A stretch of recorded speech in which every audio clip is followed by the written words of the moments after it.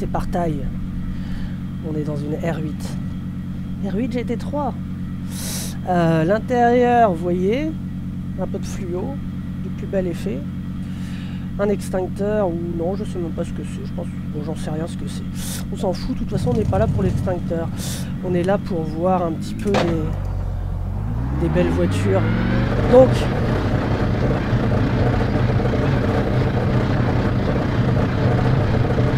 alors, comportement différent. Hein. Ici, moi, je le trouve beaucoup plus neutre, la voiture. Il y en a qui fait un burn. Bon, l'intérêt, je ne sais pas. Allez, c'est parti.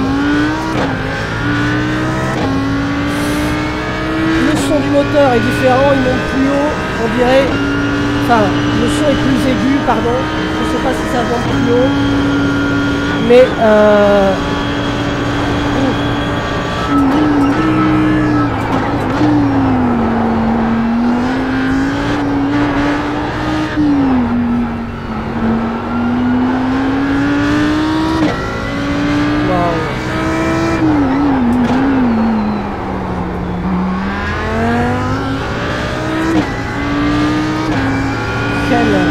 quel kiff.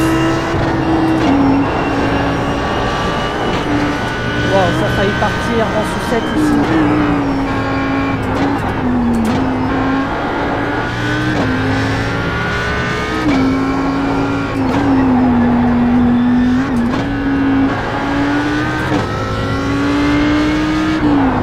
Donc comportement différent, ici beaucoup plus neutre, à la limite. Alors que la Mercedes bouge du cul. Les chiffres sont en faveur de l'Audi. Moins de poids, plus de puissance. Après, j'ai réussi un meilleur temps avec la MG qu'avec la R8. Donc après, est-ce qu'on peut tirer aux conclusions? J'en sais rien. Les setups sont pas comment dire, n'étaient pas optimisés. C'est ceux par défaut en ayant juste retiré un peu d'essence. Donc je ne sais pas si on peut en tirer quelque chose comme conclusion. Néanmoins, les deux voitures, c'est des voitures exceptionnelles. La Mercedes, vous voulez une caractérielle avec un comportement bien à elle, un caractère exceptionnel, prenez la Mercedes. Vous voulez une efficacité et une facilité, prenez la R8.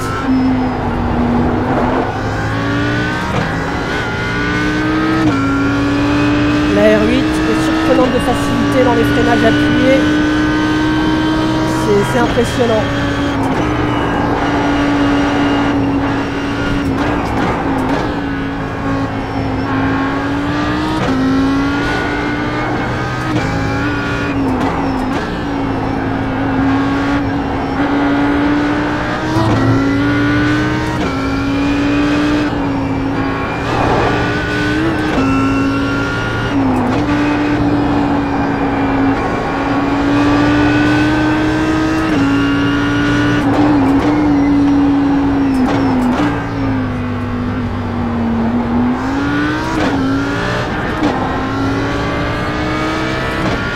Oh, avec quelle bête cette R8.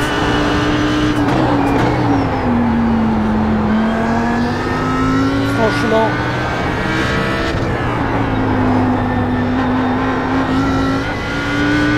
Mais quel kiff. Les voitures devant sont toujours à la même distance.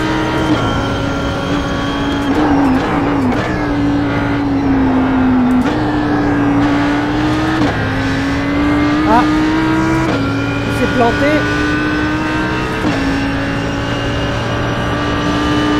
Donc c'est peut-être par défaut, hein. C'est peut-être par défaut.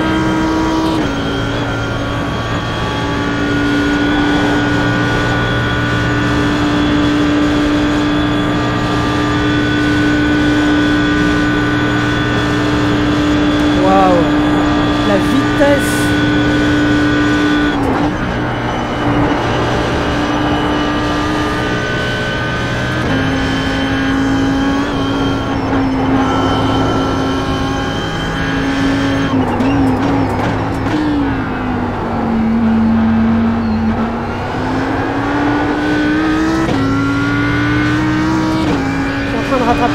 légèrement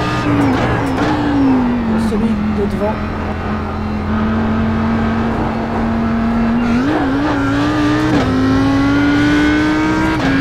Waouh! Cette impression de vitesse des X11 n'est pas pour grand chose, mais néanmoins.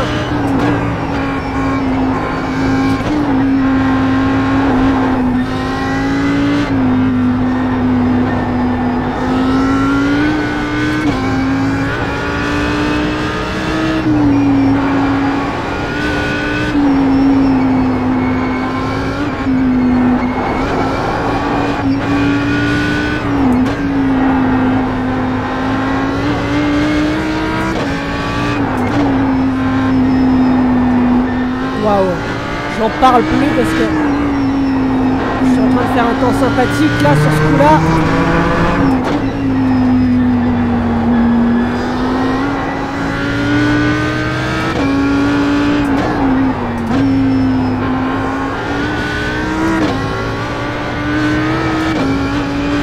Sympa comme tout.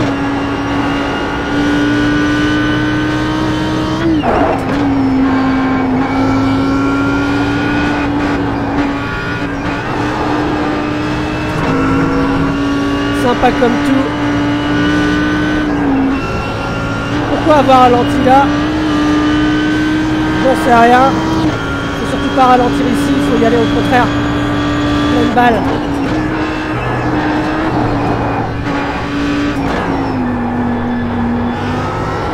Oh!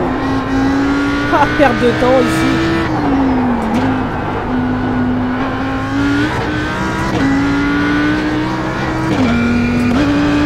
Ah, petit passage de vitesse. Merdé.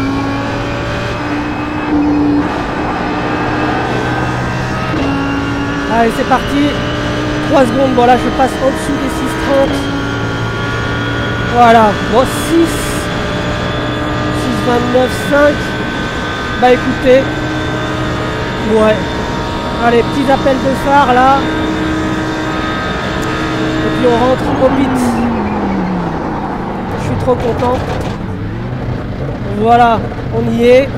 On a fait mieux. On a fait mieux pour un tour sympathique, ma foi. Beaucoup mieux. En même temps, j'ai peut-être quelques tours de plus. Donc, je ne sais pas si on peut en tirer quelque chose. Voilà. Je vais me mettre en vue extérieure. Et on va se mettre en replay. Allez, c'est parti. On regarde la télé. Voilà. Dur. Alors, la BM qui passe. On sent l'AMG hein, qui est vraiment un moteur beaucoup plus bas. Ouais, alors, l'arrière c'est assez étonnant. On dirait qu'il n'est pas terminé, vous voyez. C'est un peu du brut de décoffrage sur ce coup-là.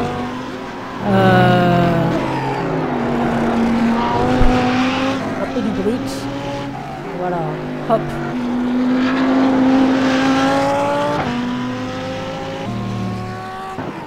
Il y a sûrement moyen d'améliorer le temps avec l'AMG, hein, c'est juste que j'ai fait très peu de tours en complet là. Là il est beau quand même, ce tour là pour moi je trouve, hein, pour moi qui suis pas un pro, en ayant appris un setup, le setup de base, juste retirer du fuel, bon, ça reste bien pour moi. Moi je suis très content de moi, c'est bien déjà, c'est de prendre du plaisir. Donc au niveau du comportement, c'est ce que je disais, hein, la R8 est plus agréable peut-être. En tout cas, elle est moins traître quand on est à la limite. C'est vrai que l'AMG, elle a tendance à bouger un petit peu des fesses. Quand on est à la limite, un freinage un peu brutal sur... car on est un peu trop rapide, ça peut être compliqué à ressaisir. Alors que là... je dirais que ça se met en travers, ça se corrige vraiment bien. Devant ça bombardait, hein, vous avez vu, parce que si le mec s'était pas planté, je l'aurais pas rattrapé. Waouh. Donc 6,29,5 je crois. Donc bah, j'ai battu mon temps par rapport à la MG GT3. Il faudra que je regarde s'il y a déjà des setups par défaut sur le forum, on verra. Trop beau.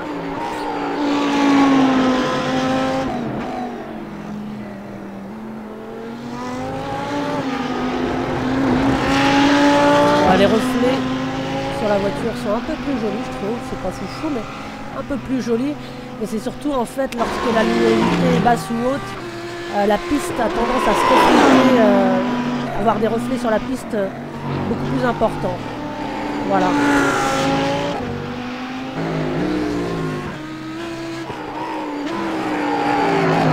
Alors, le bruit du moteur est quand même exceptionnel. Hein.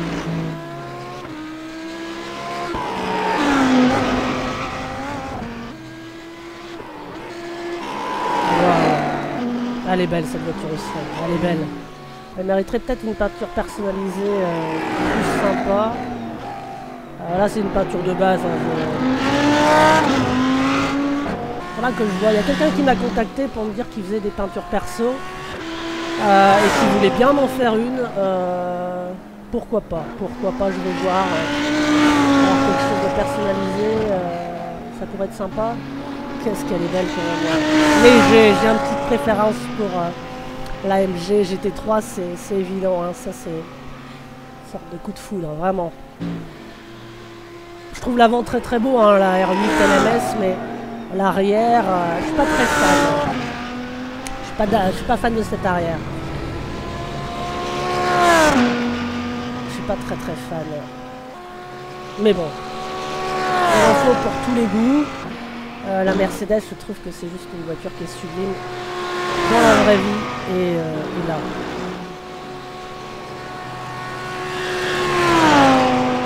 En tout cas, si vous devez en choisir une, ne choisissez pas en fonction des spécificités, des chiffres, je veux dire, des spécifications des voitures. Ne choisissez pas en fonction d'une qui accélère mieux ou qui a les meilleurs chronos, etc. Faites-le suivant votre ce que vous aimez, parce que c'est pas la peine de conduire une voiture que vous aimeriez moins conduire, quoi. Je sais pas si vous comprenez ce que je veux dire. Il vaut mieux conduire une qui vous fait vraiment plaisir, une qui vous fait rêver, plutôt que celle qui est la plus efficace. Moi, vous voyez, la R8, je l'aime bien, hein. Mais après avoir testé la MG GT3, je vous dirais très sincèrement, bon, mon cœur va clairement du côté de chez Mercedes. Pourtant, elle ne démérite pas la R8. Hein. La R8 a un palmarès en compétition incroyable, mais le son du moteur de la Mercedes, incroyable. Je crois que la R8, c'est celle qui est le plus titrée en GT3 et en compétition. C'est une des plus titrées en tout cas. Enfin en GT3, en GT... ouais.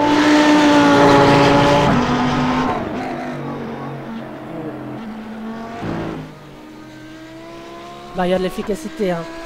On sent 575 chevaux alors que les autres sont à 550, 500, voire un petit peu en dessous pour la RUF. Mais mon meilleur temps, je crois que c'est 6,28 quand même, hein, avec la RUF track. Donc bon, bah après je la connais mieux la RUF, pardon, on m'a repris sur une vidéo la RUF, mais en même temps, ouais, j'ai jamais entendu prononcer le nom, donc je disais RUF. Et je suis un novice complètement, hein. Moi j'ai commencé les jeux de voiture il y a moins d'un an, donc voilà. Et e-racing j'ai commencé il y a 3 mois, la première saison. La première saison avait déjà commencé. D'ailleurs je suis arrivé en classe B à 3,99 et 2000 et quelques de je sais plus comment on appelle pour classer là. J'aurais pu passer en classe A, mais n'ayant pas fait de GT3, je me suis dit que comme j'avais pour l'instant pas envie de faire de la... Alors c'est là où j'ai actionné les... Ah, tiens. Ah voilà, j'ai actionné les highlights, les phares. Vous voyez ça dans votre rétro, ça veut dire que le mec a envie de vous dépasser. Voilà. Donc j'espère que ça vous a plu. C'était une vidéo de présentation. C'était pas vous dire comment faire sur Nordschleife. J'ai pas cette prétention de vous dire comment faire. C'était pour vous montrer un peu les deux voitures parce que je les ai prises. C'est des voitures qui sont quand même mythiques. Voilà. Allez.